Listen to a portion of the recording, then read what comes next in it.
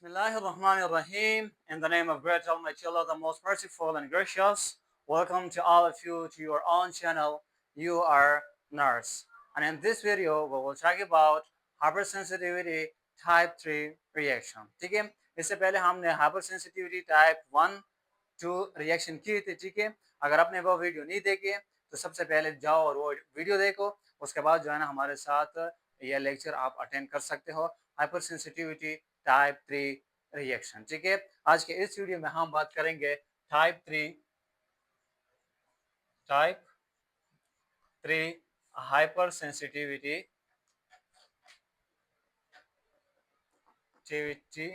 reactions.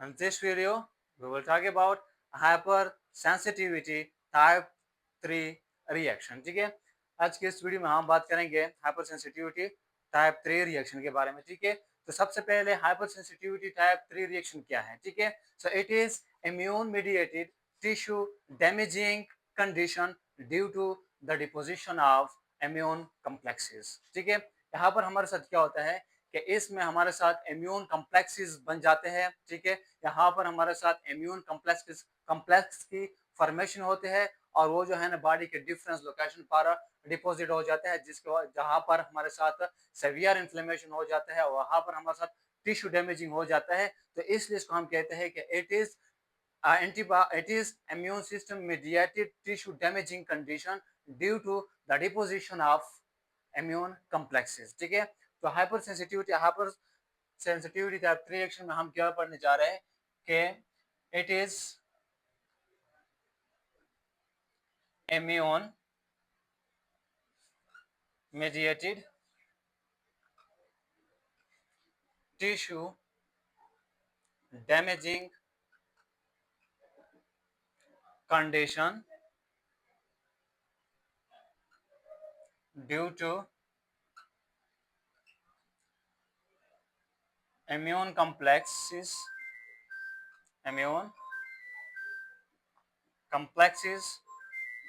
formation due to immune complexes formation. अच्छा, type 3 hypersensitivity reaction is immune mediated tissue damaging. यहाँ पर हमारे साथ क्या होगा, इम्यून सिस्टम तो वैसे ही हमारे साथ क्या हो रहा है, हाइपर एक्टिव हो रहा है। ठीक है, इस वजह से हमारे साथ क्या होगा, टिश्यू डैमेजिंग होगा। अब वो टिश्यू डैमेजिंग क्या होगा, क्यों होगा? Because of immune complexes, because of immune complexes. अब इम्यून कम्प्लेक्सेस क्या है? इम्यून कम्प्लेक्सेस में आगे जाके आपको बता दूंगा कि इम्यून कम्प्लेक्सेस क्या है। ठीक है, तो सबसे पहले सिर्फ आपको ये पता होना चाहिए कि हाइपर सेंसिटिविटी टाइप 3 रिएक्शन है क्या चीज। ठीक है, तो इसमें हमारे साथ क्या होता है, टिश्यू डैमेजिंग होता है due to the immune response. ठीक है, और यहाँ पर जो एंटीजन होता है ये हमारे साथ क्या होता है, फिक्स नहीं होता है, कि यानी कि जहाँ पर भी ये टिश्यू डैमेजिंग होता है, जहाँ पर भी ये एंटीजन एंटीबॉडी कम्प्लेक्स बनता है, तो वहाँ पर जो एंटीजन होता है जिस टिश्यू पर वो बनता है इम्यून और एंटीजन कम्प्लेक्स, तो वो उसी टिश्यू का अपना ओन कम्प्लेक्स यानी कि ओन एंटीजन नहीं होता। ठीक है, यहाँ पर एंटीजन भी हमारे साथ क्या होगा, फ्री होगा, और यहाँ पर हमारे साथ एंटीबॉडी भी क्या होंगे, फ्री होंगे। तो जहाँ पर भी इम्यून कम्प्लेक्सेस बनेगा, वहाँ जो एंटीजन होगा वो उसी टिश्यू का अपना नहीं होगा। ठीक है, या कभी कभार ऐसा होता है कि हमारे साथ सबसे पहले क्या फर्स्ट ऑफ ऑल तो ये होता है कि हमारे साथ सर्कुलेशन में क्या बन जाता है, इम्यून कम्प्लेक्सेस बन जाते हैं। ठीक है, तो फिर वो जाके डिफरेंट बॉडी लोकेशन पर डिपॉजिट हो जाते हैं। ठीक है, और वहाँ पर जो अगर सीवियर इन्फ्लेमेशन काज करता है, उसके बाद जो है ना टिश्यू डैमेजिंग काज करता है। और कभी कभार यूँ होता है कि हमारे साथ सबसे पहले एंटीजन जो होता है वो किसी टिश्यू में जाके चिपक जाता है, और उसके पीछे जो है ना एंटीबॉडी आ जाता है और उसके साथ अटैच हो के कम्प्लेक्स बना लेता है, और उसके साथ जो है ना हमारे साथ इन्फ्लेमेशन को काज कर लेता है, और उसके साथ साथ जो है ना टिश्यू को डैमेज कर लेता है। ठीक है, जैसे कि हमारे साथ पोस्ट स्ट्रेप्टोकोकल ग्लोमेरुला नेफ्राइटिस है। ठीक है, उसमें हमारे साथ क्या होता है, जो स्टेफिलोकोकस बैक्टीरिया है वो फिर जाके ग्लोमेरुला बेसमेंट मेम्ब्रेन में जाता है, और फिर जो है ना उसके पीछे एंटीबॉडी जाता है, और फिर जो है ना इम्यून कम्प्लेक्सेस बन जाते हैं, और हमारे साथ ग्लोमेरुलाइटिस को जो है ना काज कर लेते हैं, ठीक है। तो यहाँ पर अगर हम बात करें एंटीजन के बारे में, ठीक है, तो एंटीजन में भी इंट्रिंसिक और में भी एक्सट्रिंसिक। यहाँ पर जो एंटीजन होगा ये इंट्रिंसिक भी हो सकता है, यानी कि इनसाइड द बॉडी भी हो सकते हैं, ठीक है, और एक्सट्रिंसिक भी हो सकते हैं, आउटसाइड से आ सकते हैं। अब एक्सट्रिंसिक किस तरह हो सकते हैं, जैसे फॉर एग्जांपल हमारे साथ बैक्टीरियल इन्फेक्शन है, बैक्टीरिया हो गया, या फिर जो है ना वायरस हो गया, या फिर जो है ना हमारे साथ क्या हो गया, फंजाई हो गया।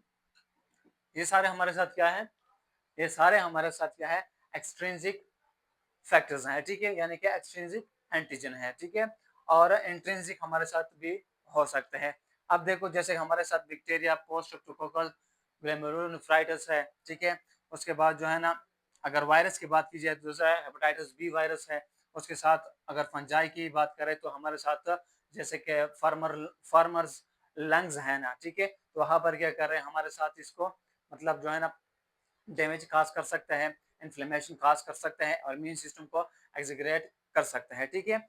उसके बाद अगर मैं यहाँ पर एंटीबॉडी की बात करूं, किस चीज के बारे में, एंटीबॉडी, एंटीबॉडीज, तो एंटीबॉडीज हमारे साथ या तो आईजीजी होगा, क्या होगा, आईजीजी, या फिर क्या होगा, आईजीएम, इन दोनों में से एक होगा, या आईजीजी होगा या फिर क्या होगा, आईजीएम होगा। इजी होके समझे, मैंने अभी तक क्या पढ़ा। Today we are going to start hyper sensitivity type 3 reaction, ठीक है। अब टाइप 3 रिएक्शन क्या है, टाइप 3 हाइपर सेंसिटिविटी रिएक्शन में हमारे साथ टिश्यू डैमेज होता है due to the immune complex formation. इस हाइपर सेंसिटिविटी रिएक्शन में हमारे साथ क्या बनते हैं, इम्यून कम्प्लेक्सेस बनते हैं। अब ये इम्यून कम्प्लेक्सेस क्यों बनते हैं, क्योंकि यहाँ पर हमारे साथ जो एंटीजन है और जो एंटीबॉडीज हैं ये दोनों क्या है, ये दोनों फ्री है। अब जब ये दोनों फ्री है तो ये बॉडी में फ्रीली सर्कुलेट कर सकते हैं, यानी कि ब्लड सर्कुलेटरी सिस्टम में ये फ्रीली क्या कर सकते हैं, सर्कुलेट कर सकते हैं। तो ये जो इम्यून कॉम्प्लेक्सेस है ये हमारे साथ ब्लड में भी बन सकते हैं और जिस टिश्यू पर ये इन्फ्लेमेशन आता है वहां पर भी बन सकते हैं, ठीक है। तो यानी कि it is the immune mediated tissue damaging condition due to immune complexes formation and deposition. तो हम सिंपली कह सकते हैं कि antibody plus immune complexes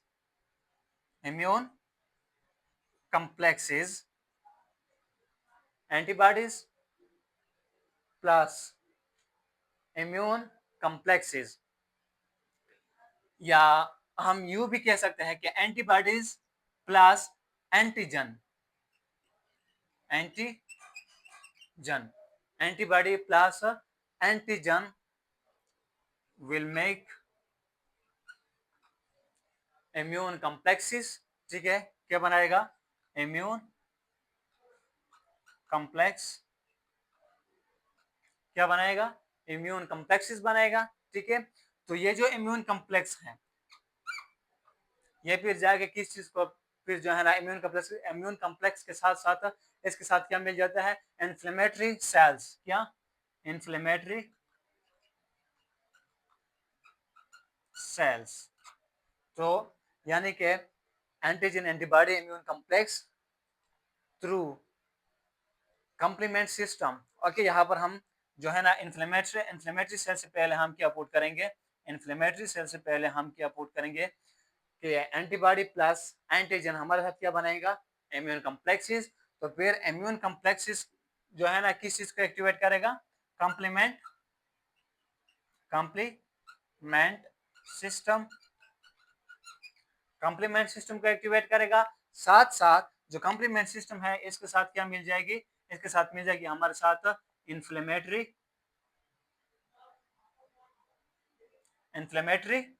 sales like neutrophils, macrophages, ये सारे इसके साथ मिलेगी और हमारे साथ क्या होगा, will lead to severe inflammation.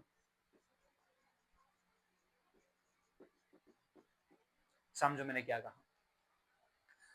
In hypersensitivity type 3 reaction antibodies भी फ्री होंगे और साथ साथ जो एंटीजन है वो भी क्या होंगे, फ्री होंगे। ठीक है, अब एंटीजन एंड एंटीबॉडी हमारे साथ यहाँ पर क्या हो जाएंगे, मिल जाएंगे, क्योंकि दोनों फ्री है तो मिल सकते हैं। ठीक है, जब ये दोनों मिल जाते हैं तो हमारे साथ क्या बनाते हैं, इम्यून कम्प्लेक्सेस। असल में जो इम्यून कम्प्लेक्स है ना, ये हमारे साथ क्या होता है, एंटीजन होता है प्लस एंटीबॉडी होता है। तो जब एंटीबॉडी एंड एंटीजन आपस में मिलते हैं तो इसको हम क्या कहते हैं, इम्यून कम्प्लेक्सेस कहते हैं। ठीक है, इसको हम क्या कहते हैं, इम्यून कम्प्लेक्सेस। ठीक है, अब इम्यून कम्प्लेक्सेस जो है ना, इसको साथ ये क्या एक्टिवेट करेगा, कंप्लीमेंट सिस्टम को एक्टिवेट करेगा। ठीक है, साथ साथ कंप्लीमेंट सिस्टम के साथ इन्फ्लेमेटरी सेल्स, ठीक है, जो इस कंप्लीमेंट सिस्टम का जो ए पोर्शन है, ठीक है, जैसे कि 3A 5A, ठीक है, वो केमिटेटिक एजेंट है। अब चूंकि वो केमिटेटिक एजेंट है तो वो इन्फ्लेमेटरी सेल्स को क्या करेगा, इन्वाइट करेगा at the site of infection. ठीक है, और द साइट ऑफ इन्फ्लेमेशन, तो यहाँ पर हमारे साथ क्या होगा, सेवियर इन्फ्लेमेशन होगा। ठीक है, अब जो हमारे साथ हाइपर सेंसिटिविटी टाइप 3 रिएक्शन है, it is divided into two parts और into two category. The first one is generalized and the second one is localized. ठीक है, now we will talking about the two part of the hypersensitivity type 3 reaction. सबसे पहले आपको ये पता होना चाहिए कि ये जो hypersensitivity type 3 reaction है ये है क्या। ठीक है, तो सबसे पहले तो आपको ये पता होना चाहिए कि इसमें एंटीजन एंड एंटीबॉडी दोनों क्या होता है, फ्री होता है। प्लस इसमें जो एंटीजन है, एंटीबॉडी जो एंटीजन है ये हमारे साथ इंट्रिंसिक भी हो सकता है, एक्सट्रिंसिक भी हो सकता है। ठीक है, एंटीजन क्या होगा, फ्री होगा, एंटीबॉडी क्या होंगे, फ्री होंगे।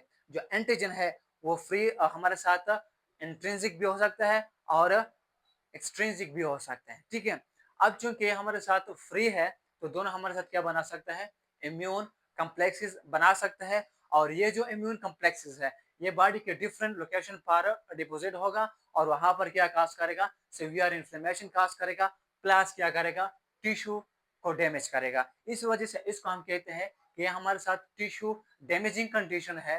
किसकी वजह से, इम्यून कम्प्लेक्सेस की फॉर्मेशन की वजह से और इम्यून कम्प्लेक्सेस की डिपोजिशन की वजह से। ठीक है, तो इसको हम क्या कहते हैं, हाइपर सेंसिटिविटी टाइप 3 रिएक्शन कहते हैं। ठीक है, और इसमें जो एंटीबॉडी है ये हमारे साथ या IgG होगा या फिर क्या होगा, IgM होगा। ठीक है, अब जो हाइपर सेंसिटिविटी टाइप 3 जो रिएक्शन है वो मजीद डिवाइड हुआ है इनटू टू कैटेगरीज। एक हमारे साथ जनरलाइज है, दूसरा हमारे साथ क्या है, लोकलाइज है। ठीक है, तो इस दोनों को हम यहाँ पर डिस्कस करेंगे। ठीक है, तो सबसे पहले हम बात करेंगे जनरलाइज के, उसके बाद हम बात करेंगे लोकलाइज के। ठीक है,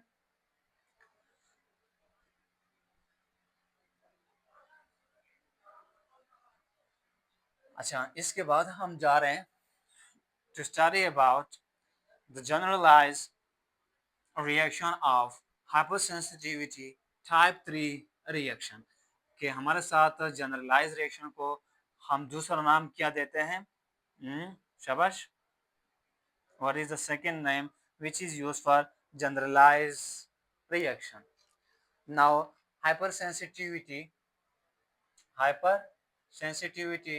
type 3 reaction is divided into two different categories.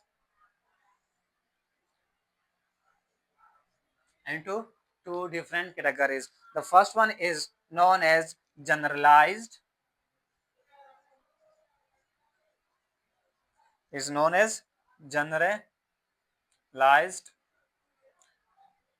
and the second one is known as localized. एक हमारे साथ क्या है, जनरलाइज है, दूसरा हमारे साथ क्या है, लोकलाइज है। जो हमारे साथ क्या है, जनरलाइज है, इसको हम कहते हैं serum sickness like reaction. Serum sickness like reaction. And जो लोकलाइज है इसको हम कहते हैं अर्थस रिएक्शन। इसको हम क्या नाम देते हैं, अर्थस रिएक्शन। तो सबसे पहले आपको ये पता होना चाहिए, ठीक है, कि जो हाइपर सेंसिटिविटी टाइप 3 रिएक्शन है वो हमारे साथ फिर मजीद डिवाइड हुआ है into two categories. The first one is generalized and the second one is localized. जो generalized है इसको हम क्या कहते हैं, serum sickness like condition. अब इसको हम serum sickness like condition क्यों कहते हैं, ये आज हम डिटेल के साथ पढ़ने जा रहे हैं, ठीक है। उसके साथ हमारे साथ क्या है, अर्थस रिएक्शन, ठीक है।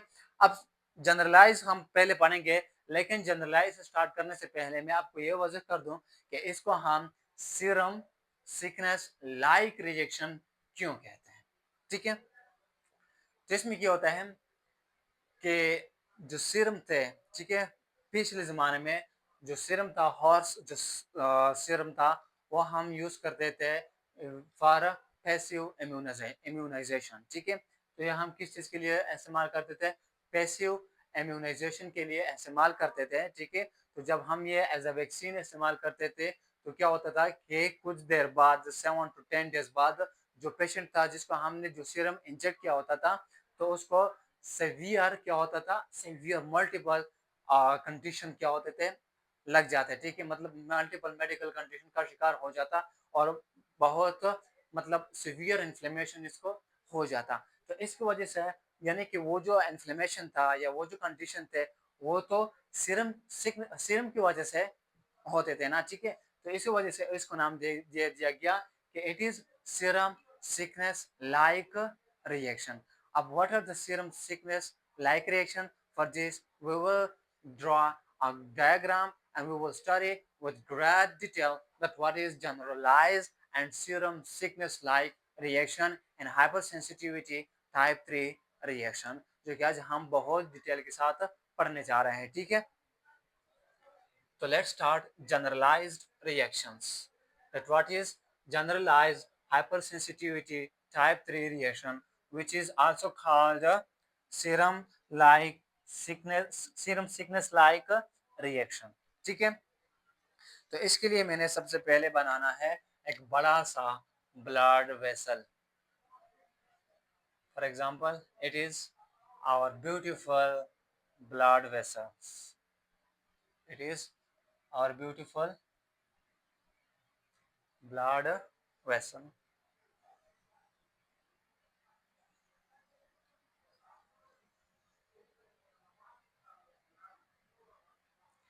So be patient. I'm drawing the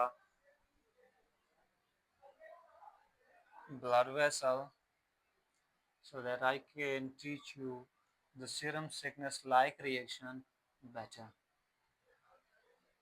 So ये हमारे साथ क्या है, it is blood vessel, ठीक है। हमारे साथ क्या है, सर्कुलेटरी सिस्टम है, ठीक है।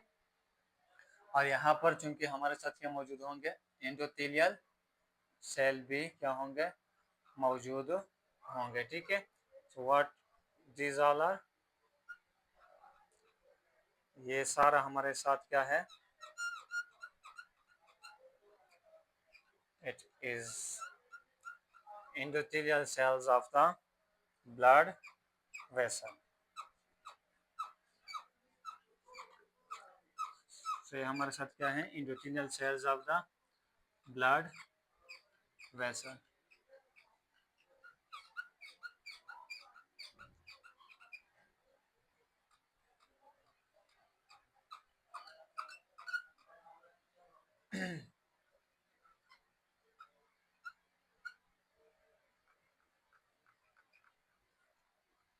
सो ये हमारा क्या है, ऑफ कोर्स इसके बीच में ये सारा क्या है, न्यूक्लियस है, लेकिन मैं सब में नहीं बनाऊंगा कि एक ये टाइम लेता है, ठीक है। तो ये हमारे साथ क्या है, ब्लड वेसल है। उसके साथ साथ ये हमारे साथ क्या है, इम्यून हेडक्वार्टर है, क्या है, इम्यून हेडक्वार्टर, इम्यून हेडक्वार्टर है, यानी कि हमारा इसके साथ साथ इम्यून सिस्टम है, ठीक है। उसके साथ ये हमारे साथ क्या है, बोन मैरो हाउस, ये क्या है, bone marrow, bone marrow house. अब देखो, we are talking about the generalized और serum sickness like reaction and hyper sensitivity type 3 reaction. ये हमारे साथ क्या है, इम्यून सिस्टम है, ठीक है, ये हमारा सर्कुलेटरी सिस्टम है, ठीक है, और साथ साथ ये हमारे साथ क्या है, बोन मैरो है, क्या है, बोन मैरो है, ठीक है। अब आपको पता है कि हमारे साथ जो बोन मैरो है, क्या है, जो बोन मैरो है, बोन मैरो को मैं थोड़ा बड़ा बनाता हूँ so that you can understand it better. So let me make it a little bit larger.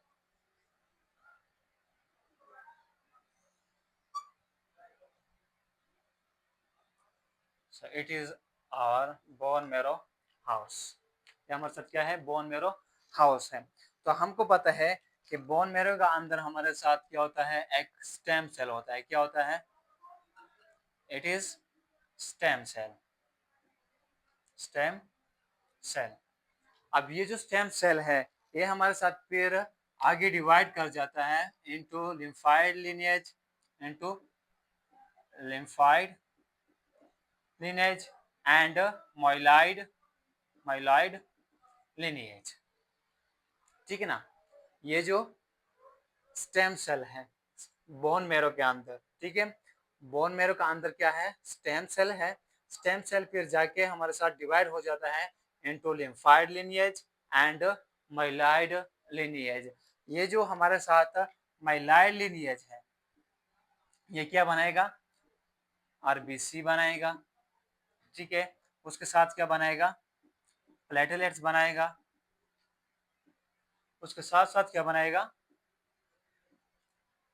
क्या बनाएगा, अरे हमारे साथ आरबीसी बना रहे, ठीक है, उसके साथ साथ प्लेटलेट्स बना रहे, ठीक है, और उसके साथ साथ इम्यून सेल बना रहे other than lymphocyte, other than lymphocytes. It will make RBC, platelets, and the leukocyte other than lymphocyte. It will make leukocytes other than lymphocyte. देखो, बोन ये हमारे साथ क्या है, ब्लड वेसल है, यानी कि सर्कुलेटरी सिस्टम है।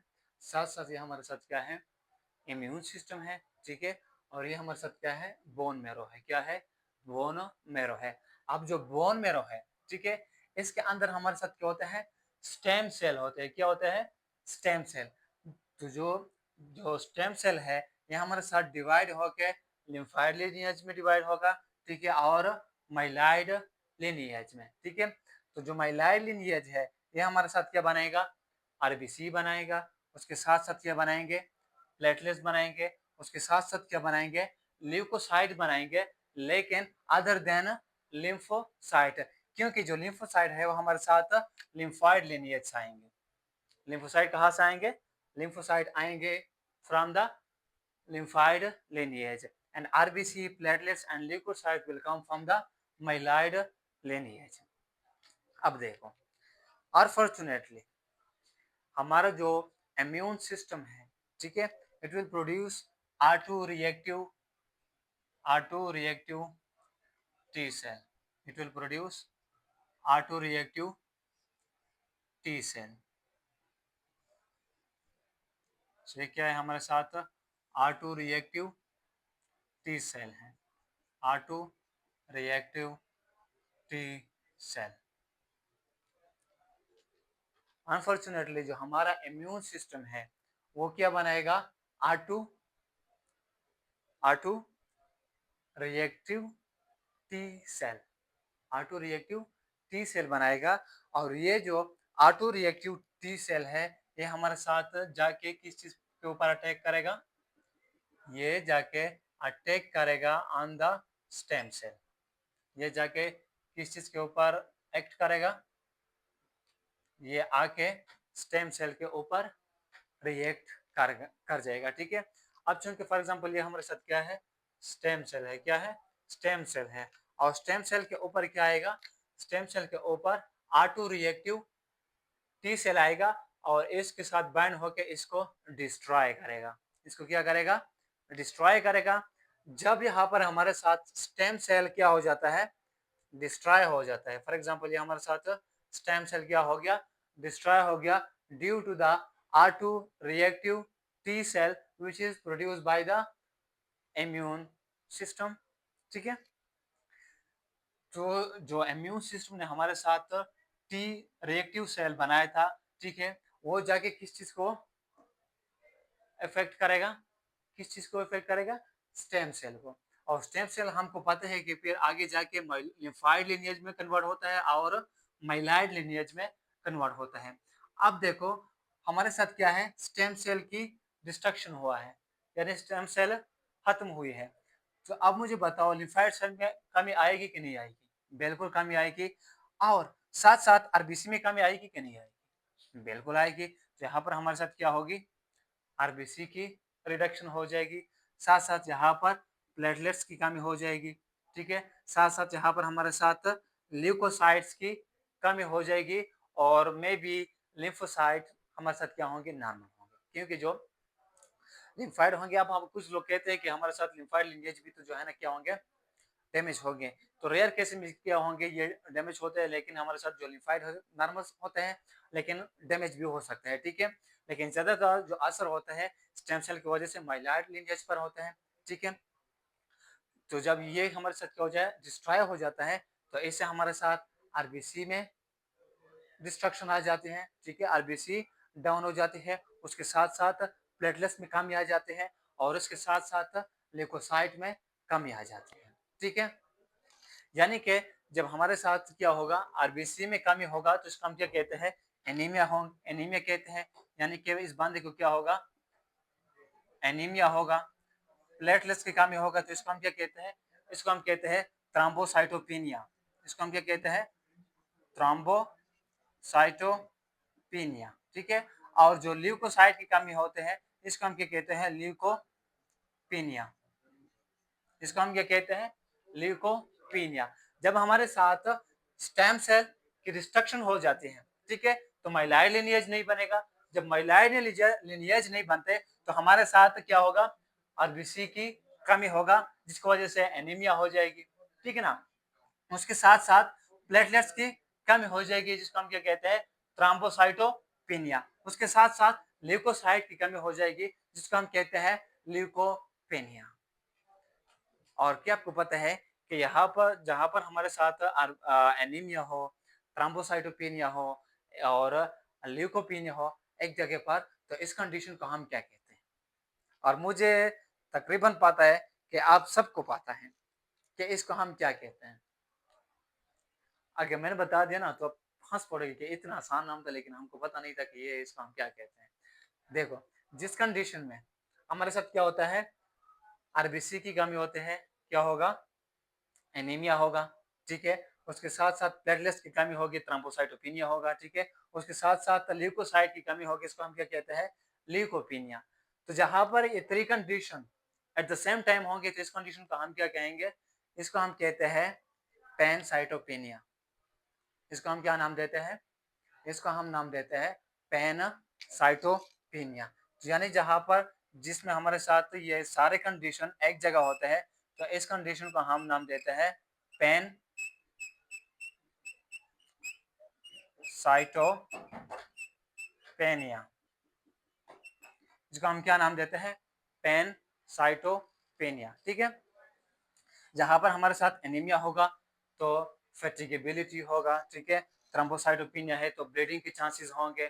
ठीक है, उसके साथ साथ अगर हमारे साथ ल्यूकोपिनिया है तो हमारे साथ इन्फेक्शन के बहुत सारे चांसेस होते हैं, क्योंकि इम्यून सिस्टम हमारा कमजोर होगा तो इन्फेक्शन के चांसेस होंगे। उसके साथ साथ यहाँ पर हमारे साथ प्लेटलेट्स की कमी होगी तो ब्लीडिंग की बहुत चांसेस होंगे। ठीक है, और आरबीसी की कमी होगी तो एक जाहिर बात है कि हमारे साथ क्या होगा? क्या होगा? एनीमिया तो होगा ही होगा। अब दूसरी बात, अब पेरिफेरल ब्लड वेसल में तो हमारे साथ क्या है? पैनसाइटोपिनिया है। क्या है? पैनसाइटोपिनिया है। लेकिन अगर हम बोन मैरो की स्टडी करें, अगर हम बोन मैरो की क्या करें? स्टडी करें, तो बोन मैरो में जो माइलाइड सेल है यानी कि जो स्टेम सेल है यहाँ पर क्या होगा, नॉर्मोसेलुलर होगा या हाइपोसेलुलर होगा या हाइपरसेलुलर होगा, यानी कि यहाँ पर हमारे साथ यहाँ पर स्टेम सेल की कमी होगी या नहीं होगी। बिल्कुल, यहाँ पर अगर हमारे साथ स्टेम सेल डिस्ट्रक्ट हो रहा है, हमारे साथ स्टेम सेल खत्म हो रहा है, तो जाहिर बात है कि माइलाइड सेल और स्टेम सेल क्या होंगे, कम होंगे। तो यहाँ पर जो बोन मेरो होगा वो हमारे साथ क्या होगा, क्या होगा, हाइपो सेलुलर होगा। क्या होगा, हाइपोसेलुलर। ठीक है, या इसको हम कहते हैं aplastic cellular, aplastic bone marrow, या इसको हम कहते हैं hypoplastic cellular, hypo cellular bone marrow. तो जहां पर हमारे साथ क्या होता है, हाइपोसेलुलर बोन मेरो होते हैं प्लस पेनसाइटोपिनिया होता है। एक कंडीशन तो मैंने आपको ये बताया कि हम जहां पर हमारे साथ एनीमिया होगा, थ्रोम्बोसाइटोपिनिया होगा और ल्यूकोपिनिया होगा, तो इस कंडीशन का हम क्या नाम देते हैं, पेनसाइटोपिनिया।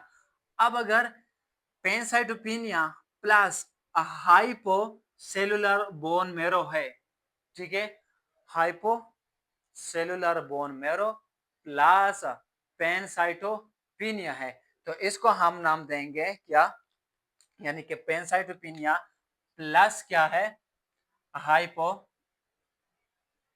सेलुलर बोन मेरो है, क्या है, बोन मेरो हो, तो इसको हम नाम देंगे क्या, ए प्लास्टिक एनीमिया। तो इसको हम क्या नाम देंगे, इसको हम नाम देंगे ए प्लास्टिक एनीमिया, ए प्लास्टिक एनीमिया। इसको हम क्या नाम देंगे, ए प्लास्टिक एनीमिया। तो ये कंडीशन आपको समझ आ गए। फॉर एग्जांपल ये हमारे साथ क्या है, ब्लड वेसल है, क्या है, ये हमारा ब्लड वेसल है। ठीक है, साथ साथ ये हमारे साथ क्या क्या है, इम्यून सिस्टम है, और इम्यून सिस्टम के साथ साथ हमारा ये क्या है, बोन मेरो है, क्या है, बोन मेरो है। ठीक है, और हमको पता है कि बोन मेरो के अंदर हमारे साथ स्टेम सेल होता है, तो फिर वो जाके डिवाइड हो जाता है इन लिम्फाइड लिनिएज एंड माइलाइड लिनिएज। तो जो माइलाइड लिनिएज है वो हमारे साथ क्या बनाएगा, आरबीसी बनाएगा, और जो माइलाइड लिनिएज है हमारे साथ प्लेटलेट्स भी बनाएगा, और माइलाइड लिनिएज जो है ना हमारे साथ लिम्फोसाइट्स भी बनाएगा, लेकिन अदर देन लिम्फोसाइट, क्योंकि जो लिम्फोसाइट है वो हमारे साथ लिम्फाइड लिनिएज से आएंगे। ठीक है, तो अगर हमारे साथ मिस्टेकनली, ठीक है, मिस्टेकनली हमारा immune system R two reactive T cell बनाता है अगेंस्ट द स्टेम सेल, तो स्टेम सेल हमारे साथ क्या हो जाएगी, डिस्ट्रक्ट हो जाएगी। ठीक है, डिस्ट्रॉय हो जाएगी। जब स्टेम सेल डिस्ट्रॉय हो जाएगी, जिसकी वजह से माइलाइड सेल में कमी आ जाएगी या माइलाइड सेल बनेगी नहीं, तो हमारे साथ आरबीसी में कमी हो जाएगी, जिसकी वजह से एनीमिया हो जाएगा। प्लेटलेट्स में कमी हो जाएगी, जिसकी वजह से थ्रोम्बोसाइटोपिनिया हो जाएगा, और ल्यूकोसाइट में कमी हो जाएगी, जिसकी वजह से ल्यूकोपिनिया हो जाएगा। ठीक है, तो ऐसे पेशेंट को फेटिगेबिलिटी होता है। ठीक है, उसके साथ साथ जो है ना ब्लीडिंग के चांसेस होते हैं, और जो है ना इन्फेक्शन के बहुत सारे चांसेस होते हैं। ठीक है, और ऐसा कंडीशन जिसमें हमारे साथ anaemia, thrombocytopenia and leucopenia at the same time होते हैं, तो इसको हम कहते हैं पेनसाइटोपिनिया। ठीक है, और ऐसा कंडीशन जिसमें हमारे साथ हाइपोब्लास्टिक बोन मेरो होता है या हाइपोसेलुलर बोन मेरो होता है और पेनसाइटोपिनिया भी होता है, तो इसको हम क्या कहते हैं, एप्लास्टिक एनीमिया। तो इसको हम क्या कहते हैं, एप्लास्टिक एनीमिया। ठीक है, अब हमने इस पेशेंट को क्या करना है, इस पेशेंट को हमने ट्रीट करना है, इस पेशेंट को हमने नॉर्मल फिजियोलॉजिकल कंडीशन पर लाना है। ठीक है, ये सारे यानी इसका हमने एनीमिया को भी खत्म करना है, थ्रोम्बोसाइटोपिनिया को भी खत्म कराना है, और ल्यूकोपिनिया को भी हमने क्या करना है, खत्म कराना है। तो ये सब हम किस तरह करते हैं, तो there are lot of way to manage them. यहाँ पर बहुत सारे तरीके हैं कि इसको हम क्या करें, मैनेज करें। और एक तरीका हमारे साथ ये भी है कि इसको हम एनिमल डिराइव्ड एंटीबॉडी दे दें। क्या दे दें, एनिमल एनिमल डिराइव्ड एंटीबॉडी। ठीक है, अब देखो एनिमल डिराइव्ड एंटीबॉडी क्या है। फॉर एग्जांपल ये हमारे साथ क्या है, एक हॉर्स है, क्या है। अब हॉर्स मुझे सही नहीं जाता, लेकिन मैं आपको सिर्फ डायग्राम के थ्रू समझाने जा रहा हूँ, ठीक है। It is one of the innocent horse that we have, okay. ये हमारे साथ क्या है, हॉर्स है, ठीक है। ये हमारे साथ क्या है, हॉर्स है। अब मुझे इसका डायग्राम नहीं आ रहा, लेकिन आपने क्या करना है, सिर्फ कंसेप्ट को समझना है। ये हमारे साथ क्या है, हॉर्स है, और हमने इसको देना है एंटीबॉडीज देना है। तो हम क्या करेंगे कि जो हमारे साथ जो इन्फेक्टेड पर्सन है उससे हम ब्लड लेंगे, यानी कि ब्लड में हम इससे लेंगे क्या, ब्लड में से इससे हम लेंगे ऑटो रिएक्टिव टी सेल। तो हमने यहाँ पर इससे क्या ले लिया, ऑटो रिएक्टिव टी सेल। और ये जो ऑटो रिएक्टिव टी सेल है ये हमने इंजेक्ट किया इनटू हॉर्स। ये हमने किधर इंजेक्ट किया, हॉर्स को इंजेक्ट किया। हमने क्या कर दिया, जो पेशेंट है उससे ऑटो रिएक्टिव टी सेल ले लिया in the form of blood, ठीक है। और हमने जो है ना वो टी सेल किसको इंजेक्ट कर दिया, हॉर्स को इंजेक्ट कर दिया। अब आप मुझे खुद बताओ कि ये जो टी सेल हमने हॉर्स को इंजेक्ट किया है, यानी कि जो घोड़े को हमने इंजेक्ट किया है, ये टी सेल इस हॉर्स के लिए अपना सेल है या फॉरेन सेल है? ऑफ कोर्स क्या है, फॉरेन सेल है। यानी कि this T cell will consider as a antigen for the horse, ठीक है। ये क्या होगा, एक एंटीजन होगा, किस चीज के लिए, हॉर्स के लिए। तो आपको क्या पता है कि जो टी सेल है इसके खिलाफ हॉर्स के अंदर एंटीबॉडी बनेगी कि नहीं बनेगी, बिल्कुल बनेगी, क्योंकि ये एंटीजन है। तो फिर इसको क्या करेंगे, किल करेंगे, ठीक है ना। हमने टी सेल को ले लिया और हॉर्स में क्या कर दिया, इंजेक्ट कर दिया। अब वो सेल जो हॉर्स के लिए क्या है, फॉरेन है, एज एंटीजन कंसीडर किया जाएगा, ठीक है। अब जो हॉर्स का जो इम्यून सिस्टम है उसी टी सेल के खिलाफ क्या बनाएंगे, एंटीबॉडी बनाएंगे। यानी क्या, एंटी टी सेल क्या बनाएंगे, एंटी टी सेल एंटीबॉडी बनाएंगे, ठीक है। क्या बनाएंगे, एंटी टी सेल, ठीक है। और इसको हम क्या नाम देते हैं, एटीजी, एंटी, ओके। इसका हम क्या नाम देते हैं, फॉर एग्जांपल ये एंटीबॉडी बन गए हमारे साथ, ये क्या है, एंटीबॉडी बन गए। और इस एंटीबॉडी को हम नाम देते हैं ATG, ATG, ATG, ATG antibody बन गए हैं, ठीक है। अब ये जो एटीजी एंटीबॉडी है, ये जो एटीजी एंटीबॉडी है, ये हम क्या कर लेंगे, हॉर्स से लेंगे, ठीक है, क्योंकि ये इसके खिलाफ बने हैं ना। तो हम ये हॉर्स से लेंगे। अब हॉर्स क्या है, हमारे साथ क्या है, एनिमल है। अब हमने एनिमल डिराइव्ड एंटीबॉडी ले लिए, क्या ले लिए, एनिमल डिराइव्ड एंटीबॉडी। तो ये जो एटीजी एंटीबॉडी है, ये जो एटीजी एंटीबॉडी है, ये हम इंजेक्ट करेंगे टू द पेशेंट। तो फिर ये हम क्या करेंगे, पेशेंट को इंजेक्ट कर देंगे, ठीक है। तो ये जो एंटीबॉडी है, हम इससे ये एक्सपेक्ट करते हैं कि ये फिर आगे जाके किसके साथ बाइंड हो जाएगा, ये आगे जाके ऑटो रिएक्टिव टी सेल के साथ बाइंड हो जाएगा। और जब इसके साथ ये बाइंड हो जाता है तो आपको क्या लगता है कि T auto reactive T cell kill हो जाएगी कि नहीं हो जाएगी। जब हमने एटीजी एंटीबॉडी हॉर्स से ले लिए और पेशेंट को क्या कर दिए, इंजेक्ट कर दिए, तो वो जाके किधर जाएगा, ऑटो रिएक्टिव टी सेल पर जाएगा और उस पर वहां अटैच होगा, क्योंकि ये हमारे साथ क्या है, इसी के खिलाफ हॉर्स के अंदर बने हैं, ठीक है। तो ये जो एंटीबॉडी है ये इसके साथ अटैच हो जाएगा और ये जो टी सेल है हमारे साथ, इसकी क्या करेगी, डिस्ट्रक्शन करेगी, इसको किल करेगा। ये जो एंटीबॉडी है इस टी सेल को क्या करेगा, किल करेगा। जब इसको किल करेगा तो ये हमारे साथ यहाँ पर जो इसने अटैक किया था वो भी हमारे साथ आहिस्ता आहिस्ता खत्म हो जाएगा। और फिर से हमारे साथ जो स्टेम सेल है वो फिर से हमारे साथ बनना शुरू कर जाएगा। जो स्टेम सेल है वो दोबारा हमारे साथ बनना शुरू कर जाएगा, ठीक है। तो यहाँ पर जो माइलाइड सेल है वो फिर जो है ना हमारे साथ इसमें क्या आएंगी, इंक्रीजमेंट आना शुरू हो जाएगी। जब माइलाइड सेल में इंक्रीजमेंट आना शुरू हो जाएगी तो हमारे साथ आरबीसी में भी क्या हो जाएगी, आरबीसी में भी इंक्रीजमेंट आना शुरू हो जाएगी, ठीक है। हमारे साथ एनीमिया खत्म हो जाएगी। उसके साथ साथ प्लेटलेट्स में भी इंक्रीजमेंट आना शुरू हो जाएगी और थ्रोम्बोसाइटोपेनिया खत्म हो जाएगी। उसके साथ साथ लिम्फोसाइट में भी हमारे साथ इंक्रीजमेंट आ जाएगी और जो है ना ल्यूकोपेनिया खत्म हो जाएगी। तो इस तरह हम जो है ना जो पेशेंट है या जो पैनसाइटोपेनिया है या जो प्लास्टिक एनीमिया है, हम इस तरह जो है ना इसको खत्म कर सकते हैं। हमने क्या कर दिया, हमने ऑटो रिएक्टिव टी सेल ले लिया इन्फेक्टेड पर्सन से और वही ऑटो रिएक्टिव टी सेल हमने इंजेक्ट कर दिया हॉर्स को, ठीक है।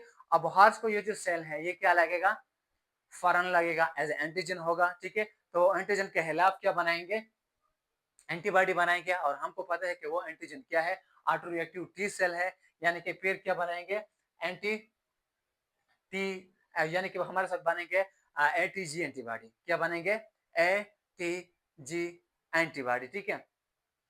अब हमारे साथ जब एटीजी एंटीबॉडी बन गए तो हमने एज ए सीरम, ठीक है, सीरम में हमने क्या कर लिया, वो सीरम ले लिया इस हॉर्स से। इस सीरम के अंदर हमारे साथ क्या थे, एंटीबॉडी थे जो कि ऑटो रिएक्टिव टी सेल के खिलाफ बने थे, ठीक है। तो वही सेल हम वही सीरम जो है ना हमने पेशेंट को क्या कर दिया, इंजेक्ट कर दिया, ठीक है। और उसके साथ साथ जो एंटीबॉडी थे वो जाके टी सेल की डिस्ट्रक्शन शुरू करने लगे, ठीक है। तो हमने तो हमारे साथ जो एंटीजी एंटीबॉडी है इसने डिस्ट्रॉय कर दिया टी सेल को। तो जैसे ही ये टी सेल को डिस्ट्रॉय करेगा तो हमारे साथ स्टेम सेल फिर से बनना शुरू हो जाएगा, साथ साथ माइलॉइड सेल फिर से बनना शुरू हो जाएगा और आरबीसी जो है ना हमारे साथ इसमें इंक्रीजमेंट आना शुरू हो जाएगी और प्लेटलेट्स में जो है ना हमारे साथ इंक्रीजमेंट आना शुरू हो जाएगी और जो है ना ल्यूकोसाइट में हमारे साथ इंक्रीजमेंट आना शुरू हो जाएगी। तो इसकी जरिए से हम जो है ना पैनसाइटोपेनिया और एप्लास्टिक एनीमिया जैसे लाइफ थ्रेटनिंग कंडीशन को हम क्या कर सकते हैं, हम मैनेज कर सकते हैं। लेकिन आपको क्या लगता है कि हम तो generalize hyper sensitivity type 3 reaction नहीं डिस्कस करने जा रहे थे, हम तो सीरम लाइक सिकनेस डिस्कस करने जा रहे थे।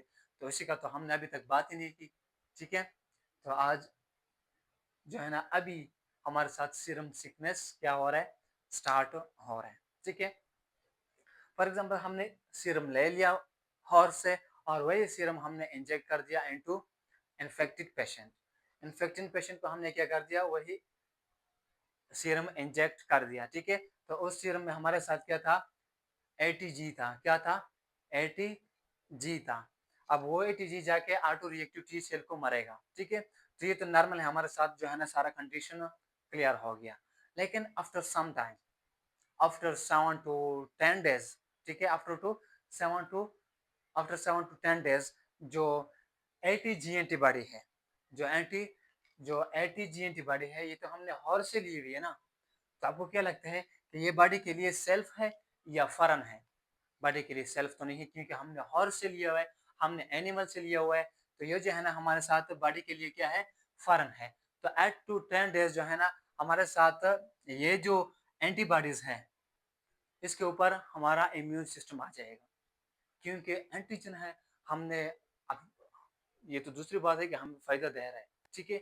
लेकिन हमने लिए तो एनिमल से है ना, कंसीडर तो फॉरेन सेल है। ये 1000 बार एंटीबॉडी क्यों ना हो, लेकिन हमारे अपने बॉडी का तो नहीं है ना, हमारे बॉडी के अंदर तो नहीं बना हुआ है, हमने हॉर्स से लिया हुआ है। तो ये हमारे साथ क्या होगा, बॉडी के लिए एज ए एंटीजन कंसीडर किया जाएगा। जब ये बॉडी के लिए एज ए एंटीजन कंसीडर किया जाएगा तो जो हमारा इम्यून सिस्टम है, एंटीजन प्रेजेंटिंग सेल जो है, ठीक है, वो यहाँ पर आ जाएगी और इसको पेश करेगा टू द इम्यून सिस्टम, ठीक है। अभी हमारे साथ इसके ऊपर क्या आ जाएगी, इम्यून सिस्टम आ जाएगी। क्या आ जाएगी, इम्यून सिस्टम इसके ऊपर आ जाएगी और जितने भी ये हमारे साथ जो एटीजी एंटीबॉडी है वो जाके हमारे साथ अदालत में पेश हो जाएगी। यहाँ जाके किधर में पेश हो जाएगी, अदालत में पेश हो जाएगी, यानी कि इम्यून हेडक्वार्टर में पेश हो जाएगी। इसके ऊपर क्या आ जाएगी, एंटीजन प्रेजेंटिंग सेल आ जाएगी, ठीक है। So let me make it bigger, इसको थोड़ा और बढ़ाते हैं। तो हमारे साथ क्या है, इम्यून हेडक्वार्टर है, ठीक है।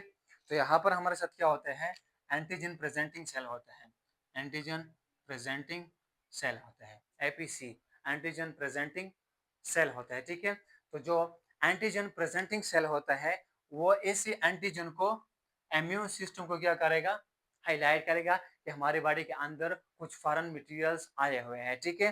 तो जो एंटीजन प्रेजेंटिंग सेल है वो फिर जाके किसको एक्टिवेट करेगा, टी हेल्पर सेल को, टी हेल्पर सेल को क्या करेगा, एक्टिवेट करेगा। और जो टी हेल्पर सेल है वो फिर जाके किस चीज को एक्टिवेट करेगा, टी हेल्पर सेल फिर जाके बी लिम्फोसाइट को, बी लिम्फो बी लिम्फोसाइट को क्या करेगा, एक्टिवेट करेगा। और बी लिम्फोसाइट जो है ना वो फिर हमारे साथ जो है ना कन्वर्ट हो जाएगी into plasma cell, into plasma cell. B lymphocyte किधर कन्वर्ट हो जाएगी, प्लाज्मा सेल में, ठीक है। अब जो प्लाज्मा सेल है वो फिर हमारे साथ क्या बनाएगा, एंटीबॉडी बनाएगा। प्लाज्मा सेल क्या बनाएगा, एंटीबॉडीज बनाएगा। अब ये जो एंटीबॉडी है ये किसके खिलाफ बने हैं, इस एटीजी के खिलाफ बने हैं। ये जो एटीजी एंटीबॉडी हमने हॉर्स से ली हुई है, ठीक है, इसके खिलाफ हमारे इम्यून सिस्टम ने क्या बना दिया, इसके खिलाफ हमारे इम्यून सिस्टम ने एंटीबॉडी बना दिया। तो इसको हम नाम देंगे एंटी एटीजी एंटीबॉडी, ठीक है। ये हमारे साथ क्या है, एंटी एटीजी एंटीबॉडी। ये हमारे साथ क्या है, एंटी एटीजी एंटीबॉडी। ये तो हमारे साथ एटीजी थे, क्या है, एटीजी, जो कि हमने कहा से लिए थे, हॉर्स के सीरम से लिए हुए थे, ठीक है।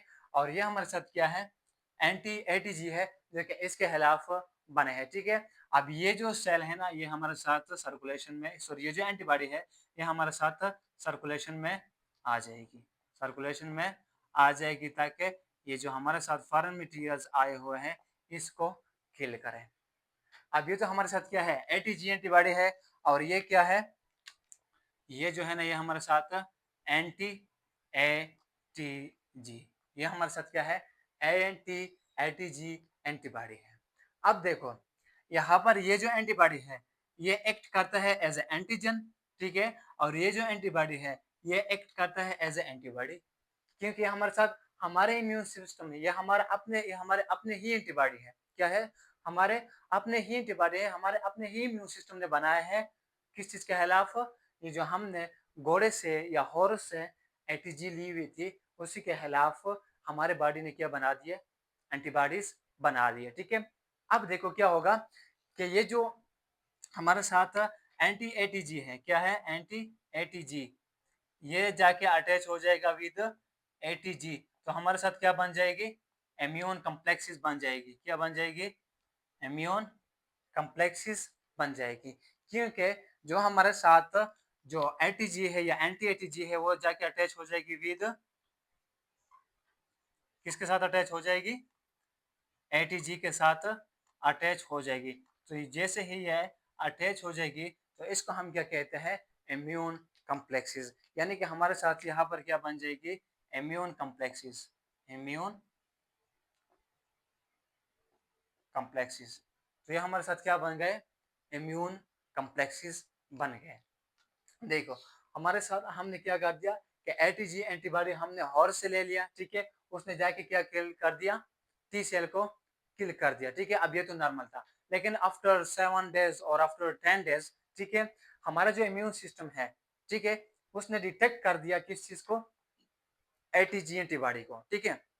तो इसी एटीजी एंटीबॉडी के खिलाफ हमारे इम्यून सिस्टम ने, ठीक है, हमारे इम्यून सिस्टम ने क्या बना दिए, हमारे इम्यून सिस्टम ने बना दिए एंटी एटीजी एंटीबॉडी, ताकि ये जो एंटीबॉडी आए हुए हैं ये हमारे साथ क्या हो सके, किल हो सके, खत्म हो सके, ठीक है। तो ये हमारे साथ क्या हो जाएगी, यहाँ पर हमारे साथ कम्प्लेक्सिस बनना शुरू हो जाएगी, क्या बनना शुरू हो जाएगी, कम्प्लेक्सिस बनना शुरू हो जाएगी। तो यहाँ पर भी हमारे साथ क्या होंगे, कम्प्लेक्सिस होंगे, यहाँ पर भी क्या होंगे, कम्प्लेक्सिस होंगे, ठीक है। तो यानी कि बॉडी में हमारे साथ इम्यून कम्प्लेक्सिस बनना शुरू हो जाएगी।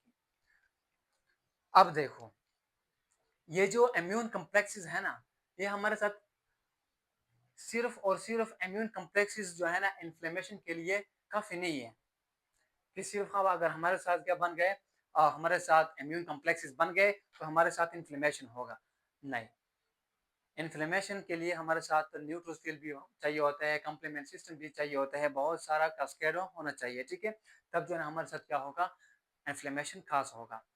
अब जो है ना ये हमारे साथ जो इम्यून कॉम्प्लेक्स है, ये नॉर्मल कंडीशन में जो मानो न्यूक्लियर फेगोसाइटिक सेल है, तो यहाँ पर इससे पहले ये जो हमारे साथ क्या है, इम्यून कॉम्प्लेक्सेस है, ये बहुत मकदार में हमारे साथ यानी कि लार्ज हमारे साथ क्या बनना शुरू हो जाएंगे, लार्ज इम्यून कॉम्प्लेक्स बनना शुरू हो जाएंगे।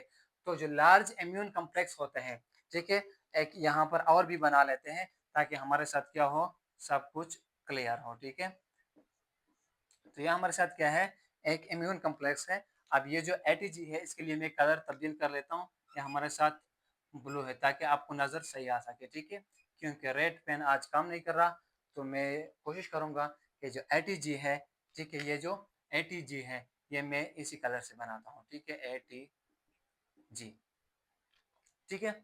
अब यहाँ पर हमारे साथ क्या बन गया, इम्यून कॉम्प्लेक्सेस बन गया, लेकिन हमारे साथ लार्ज इम्यून कॉम्प्लेक्सेस बन रहे हैं। अब नॉर्मल कंडीशन में क्या हो रहा है कि नॉर्मल कंडीशन में जो हमारे साथ मानो न्यूक्लियर फेगोसाइटिक सेल होते हैं, ठीक है, मानो न्यूक्लियर फेगोसाइटिक सेल जो होते हैं, ये हमारे साथ क्या है, मानो न्यूक्लियर फेगोसाइटिक सेल है, mononuclear phagocytic cell. Normal condition में जो normal phagocytic mononuclear phagocytic cell है, let me write it down here, mononuclear phagocytic cell. Normal condition में जो इम्यून कॉम्प्लेक्सेस है उसको कौन रिमूव कर रहा है, नॉर्मल कंडीशन में मानो न्यूक्लियर फेगोसाइटिक सेल है जो कि इम्यून कॉम्प्लेक्सेस को सर्कुलेशन से रिमूव कर रहे हैं, ठीक है। ये तो नॉर्मल कंडीशन है, ठीक है। लेकिन कुछ पेशेंट्स ऐसे होते हैं कि जिसके अंदर 3 एबनॉर्मेलिटीज होते हैं, या जो इम्यून कॉम्प्लेक्सेस होते हैं ये स्मॉल स्मॉल बन रहे होते हैं, तो जो स्मॉल इम्यून कॉम्प्लेक्सेस है वो मानो न्यूक्लियर फेगोसाइटिक सेल जो है ना इसको एफिशिएंटली रिमूव नहीं कर सकता, ठीक है। या फिर जो इम्यून कॉम्प्लेक्सेस होते हैं ये बहुत सारे बनना शुरू हो जाते हैं, जिसके लिए जो मानो न्यूक्लियर फेगोसाइटिक सेल होते हैं वो ओवरलैप्ड हो जाते हैं, जिसकी वजह से सही तरह से सर्कुलेशन से ये रिमूव नहीं हो सकता, ठीक है। या कुछ पेशेंट्स ऐसे होते हैं जिसमें डिफेक्ट होता है, जिसमें एबनॉर्मेलिटी होता है इन द मानो न्यूक्लियर फेगोसाइटिक सेल। अब ऐसे पेशेंट जिसके अंदर ये 3 एबनॉर्मेलिटीज होते हैं, ठीक है, तो ये फिर जाके हमारे साथ सीवियर इन्फ्लेमेशन का जो है ना शिकार हो जाता है, ठीक है। तो यहाँ पर जो पेशेंट होगा वो जो है ना will develop fever again, will develop general local generalize lymphadenopathy, will develop rashes, ठीक है। तो बहुत सारे जो है ना साइन एंड सिम्टम्स जो है ना वो अपीयर करना शुरू हो जाएगा। और आपको मैं बता दूं कि ये जो सीरम सिकनेस एंटीबॉडी, ये जो सीरम सिकनेस है, ये जो सीरम सिकनेस हमारे साथ क्या हो रहा है, कंडीशन हो रहा है। अब सीरम सिकनेस क्या है कि फॉर एग्जांपल कुछ पेशेंट्स ऐसे होते हैं जिसमें मोनो न्यूक्लियर फेगोसाइटिक सेल में क्या होता है, डिफेक्ट होता है, या जो इम्यून कॉम्प्लेक्सेस होते हैं वो बहुत सारे बनना शुरू हो जाते हैं, ठीक है। या फिर जो है ना जो इम्यून कॉम्प्लेक्स होते हैं वो बहुत छोटे छोटे बनना शुरू हो जाते हैं, जिसकी वजह से मोनोन्यूक्लियर फेगोसाइटिक सेल से सही तरह से रिमूव नहीं किए जा सकते, ठीक है। तो चूंकि ये जब रिमूव नहीं किए जा सकते तो हमारे साथ पेशेंट जो है ना फ्यूर क्या होगा, इसको फ्यूर होगा, उसके बाद जनरलाइज लिम्फोडेनोपैथी होगा, रशेस होगा, हेमाचूरिया होगा, प्रोटीन यूरिया होगा, ठीक है। और इस सारे कंडीशन को जहाँ पर हमारे साथ क्या होगा, हेमाचूरिया होता है, प्रोटीन यूरिया होता है, उसके बाद रशेस होता है, उसके साथ साथ फीवर होता है, जनरलाइज लिम्फोडेनोपैथी होता है। इस सारे कंडीशन को हम कहते हैं सीरम सिकनेस लाइक रिएक्शन, या इसको हम कहते हैं हाइपर सेंसिटिविटी टाइप 3 रिएक्शन। क्योंकि ये सारा जो बात बन गया है, ये सारा जो जुगाड़ बन गया है, ये किस चीज की वजह से बन गया है, ये इसी सीरम से बन गया है जिसके जरिए से हमने हॉर्स से एंटीबॉडी ली थी और हमने पेशेंट को इंजेक्ट कर दिया था। तो पहले तो ये क्या कर लेते हैं कि टी सेल को किल कर लेते हैं, प्लास्टिक एनीमिया एंड पैनसाइटोपिनिया को मतलब मेंटेन कर लेता है, लेकिन आफ्टर 7 to 10 डेज हमारे जो इम्यून सिस्टम है उसके खिलाफ क्या बनना शुरू कर देता है, उसी के खिलाफ एंटीबॉडीज बनना शुरू कर देता है, जिसकी वजह से हमारे साथ एंटीजन एंटीबॉडी कॉम्प्लेक्स बनना शुरू हो जाता है और जो है ना वो डिफरेंट बॉडी लोकेशन पर डिपॉजिट होता है, जिसकी वजह से बहुत सारे हमारे साथ क्या होंगे, अबनॉर्मेलिटीज आएंगे, टिश्यू डैमेज होंगे, इन्फ्लेमेशन होगा। ठीक है, अब देखो ये जो हमारे साथ क्या है, इम्यून कॉम्प्लेक्स है। ठीक है, ये हमारे साथ क्यों कुछ यहाँ पर आ जाते हैं। ठीक है, इम्यून फॉर एग्जांपल ये जो इम्यून कॉम्प्लेक्स है, ठीक है, ये हमारे साथ क्या है, सपोज के छोटा है, या हमारे साथ एक ऐसा पेशेंट है जिसके अंदर जो मोनोन्यूक्लियर फेगोसाइटिक सेल है ये हमारे साथ सही तरह काम नहीं कर सकता। ठीक है, तो ये जो हमारे साथ एंटीबॉडीज है, एंटीजन एंटीबॉडी कॉम्प्लेक्स है, वो फिर आके यहाँ पर हमारे साथ क्या हो जाएगा, अटैच हो जाएगा to the endothelial cell of the blood vessels. तो जो कम्प्लेक्स सिस्टम है, ये जो एंटीजन एंटीबॉडी कॉम्प्लेक्स है, ये अटैच हो जाएगा किधर, ये अटैच हो जाएगा विद द एंडोथेलियम, इसके साथ अटैच हो जाएगा, एंडोथेलियम के साथ अटैच हो जाएगा। ठीक है, अब ये मैं आपको इधर समझा रहा हूँ। फॉर एग्जांपल ये हमारे साथ क्या हो गया, यहाँ पर इम्यून सिस्टम क्या हो गया,